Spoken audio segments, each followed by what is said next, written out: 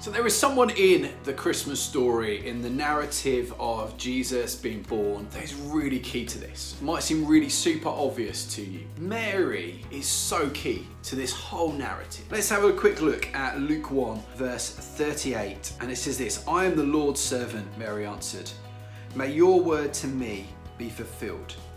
Then the angel left her. Now, other than taking the fact that the angel basically got a job done, ticked the box, I'm out of here, I'm gonna go tell the big guy, Mary's in. There's so much we can take from this. Put yourself in Mary's shoes. You're 13, 14 years old, you're engaged, definitely a custom of the time that in your mid-teens you would be engaged. She probably, at this point, had a house picked out, she'd got carpets picked, knew what curtains were gonna happen, she had a donkey lined up, a cart, she knew what Joseph's job was, he was a carpenter, so she was set.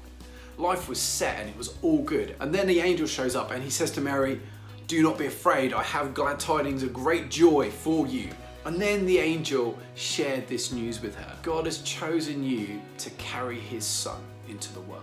Now, as I said, Mary had these plans. Mary was suddenly going to have these plans just turned upside down and flipped around because God had chosen her. And not just to carry Jesus, but to nurture him as a child, to see him grow up, to look after him, to see him fulfill all of what God had got planned for him. But it meant changing her plans to follow God's plans. But there's something that this can speak to us massively about. Much as Mary carried Jesus in her womb, we have an invitation to carry Jesus in our hearts. The Bible says that Jesus is the light of the world, and if he is with us and in us, then when we go out into the world, we are to shine as well, and we're to share him with the world. There is something in this though that feels slightly like it's risky, that it's slightly bigger than what we can do, but God says, I'm with you, and that actually when we got Jesus in us and with us, nothing is impossible. The question today is this: in this Advent season, in the lead up to Christmas, are we ready to learn from Mary's life? Can we learn from her choosing and accepting God's invitation to carry Jesus, to choose to carry him, to accept his invitation to carry him in our hearts, to live every day with him, to take him not only just as up for ourselves, but into